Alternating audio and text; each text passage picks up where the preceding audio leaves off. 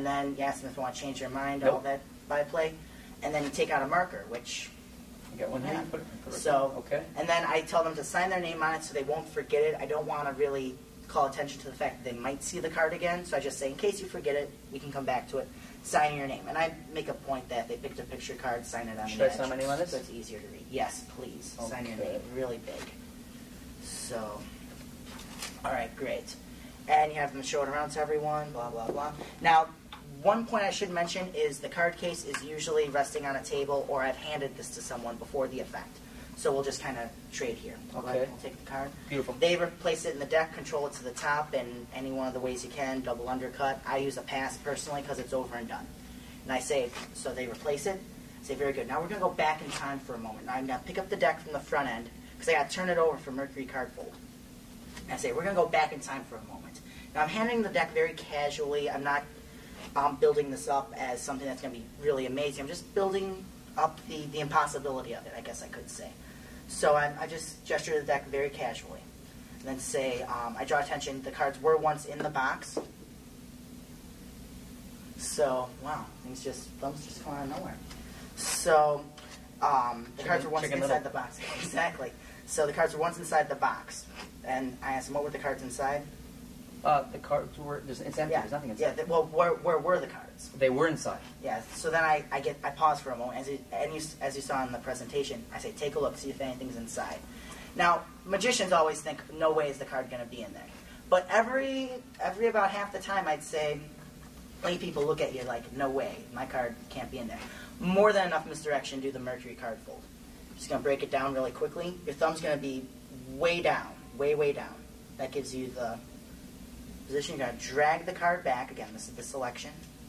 You're going to come back. You're going to push. And then press against the deck. I squeeze the corner and then work out from there. So that's the Mercury card fold. And again, if you need to see that again, rewind. So that's on the bottom of the deck. They're looking. Now, one other thing. If you hand them the deck in a moment to be shuffled, they have the deck face up. And they may look through and say, oh, wait a second, let me make sure my card's in here. Happened the very first time I tried this effect. Very first time. So after I practiced everything, so I turn over. You want to turn your hand up a little bit so you don't flash the card, because if you go like this, it could flash. So you just do that. Again, no one's looking here. I do that as I say, show it around to everyone. So I say to them, you take the box. And this is great. I usually let the person keep handling the box at this point because it takes more heat off you. I say, I want you to shuffle the deck. Now notice the cards finger palmed here. Nothing fancy, just a finger palm. Say, I want you to take the deck, give it one face down shuffle, and put them inside the box. Right, so they give a yeah, shuffle, so we'll put them in. just hold on to those for now.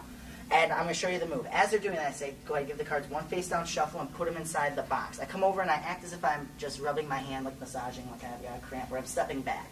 At this point I'm stepping back. Everyone's looking at the shuffler. So one good line here to use is saying, don't feel bad that everyone's commenting on your shuffling ability. Everyone looks there. And you're just going to load this in. This is the exposed view. Want this corner to go in because that'll be the easiest. You're going to put it in there. You want the watch to be a little bit back. You don't want a too tight, too loose watch or a too tight watch. You want one that's got just enough leeway. So you're going to put that in. What I do is I push and I pull the watch forward. What that does is it points it out the back. And that kind of distances it from the actual method.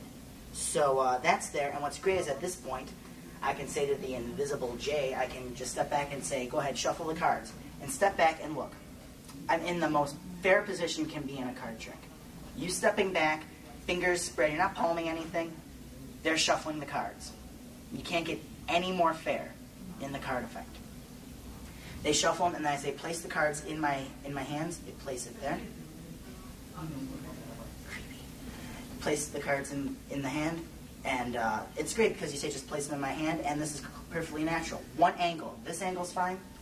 This angle you can flash. So I tend to say to someone over here, I say hand the deck down to make sure that all the cards are in the case, and then when it gets to you, place it there. And that covers it beautifully, and then this person doesn't see. So they place it there, I say, okay, and now I do a recap. You know, you shuffle the cards out of my hands. Watch the presentation. See how I deliver that to make it seem like I've never touched the deck.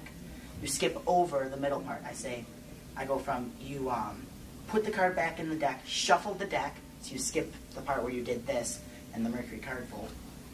And and put the cards back in the case. This is the first time I'm touching the deck, right? And stupid lay people will say yes.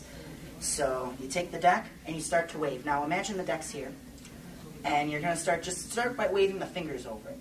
Imagine the deck, the invisible deck here, as like a little mini frame. You're going to wave it over.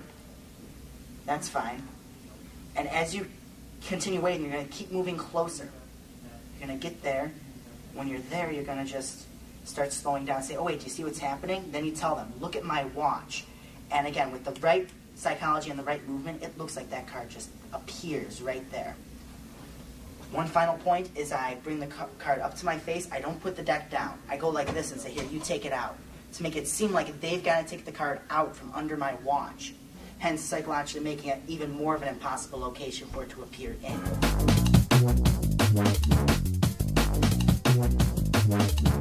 I call this final cap and bottle because, in my opinion, in my humble opinion, it's the last cap and bottle you'll need. It doesn't cost you a cent. You can do it anywhere. And I'll just stop selling it to you and just show you again. You can have water in the bottle. I did have some in the performance. Basically, you take the cap, you drink the water, and you just put the cap in there, and they can keep it. You give it away, they can keep it.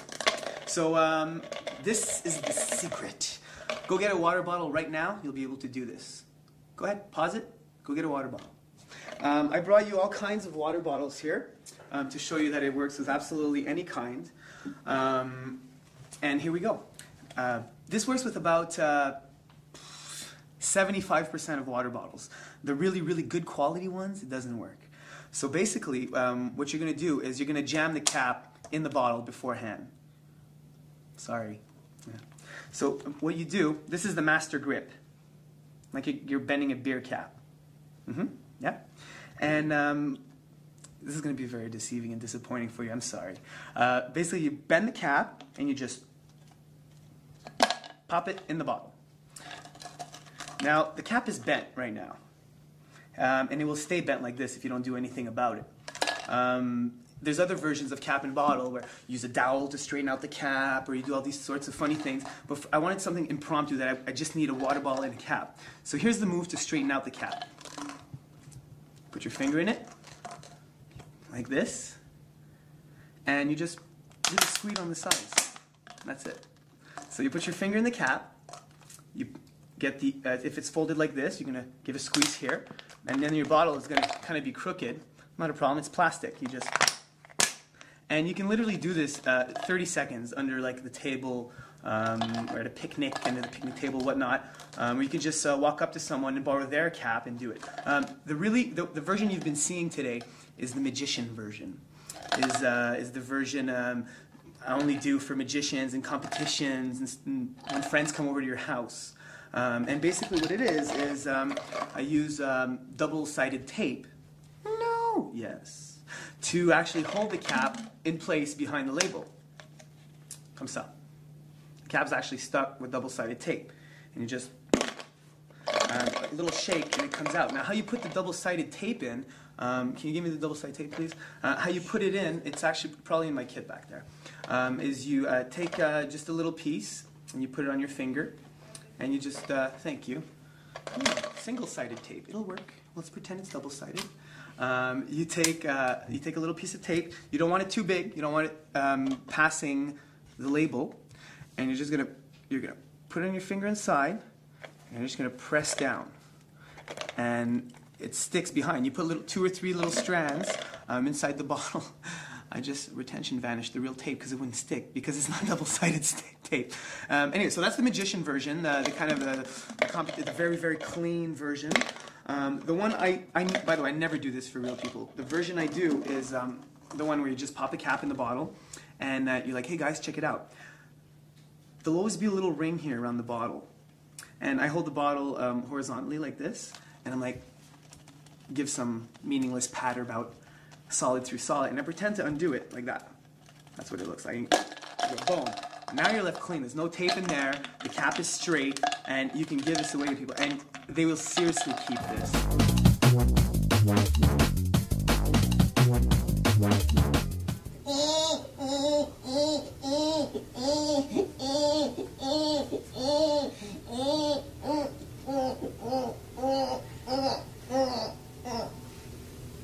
What's everyone looking at?